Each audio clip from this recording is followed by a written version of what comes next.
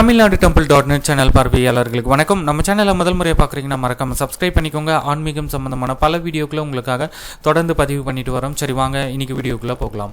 திருச்செந்தூர் முருகன் கோவில் நீங்கள் போக போகிறீங்க அப்படின்னா இந்த முக்கியமான அப்டேட்டை நீங்கள் எல்லாருமே கட்டாயமாக தெரிஞ்சுக்கணும். அது என்ன அப்டேட் அப்படின்றத பார்க்கலாம். அதாவது சமீப காலமாக திருச்செந்தூர் கடற்கரையில் தங்கும் பக்தர்களுடைய உடைமைகள் பொருட்கள் திருட்டு போவதாக பல்வேறு புகார்கள் வந்த வண்ணம் இருந்ததின் காரணமாக கோவில் நிர்வாகம் ஒரு முக்கிய நடவடிக்கையை தற்போது எடுத்துள்ளது.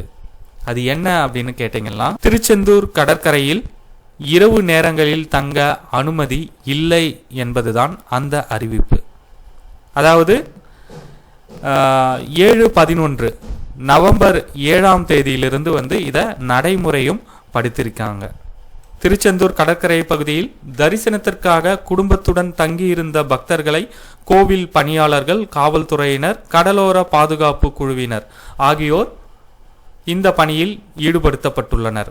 பக்தர்கள் யாரும் இரவு 10 மணி முதல் அதிகாலை 4 மணி வரை திருச்செந்தூர் கோவில் கடற்கரையில் தங்க அனுமதி இல்லை எனவும் ஒலிபெருக்கி மூலமாக அறிவுறுத்தி உள்ளனர்.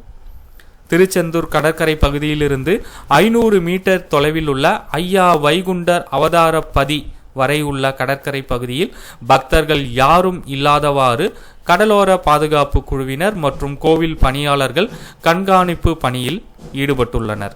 கடற்கரையில் தங்கியுள்ள பக்தர்களை போலீசார் அவர்களுக்கு அறிவுரை வழங்கி கோவில் வளாகம் மற்றும் அங்குள்ள மண்டபங்களில் தங்கிக் கொள்ளுமாறு தெரிவித்துள்ளனர்.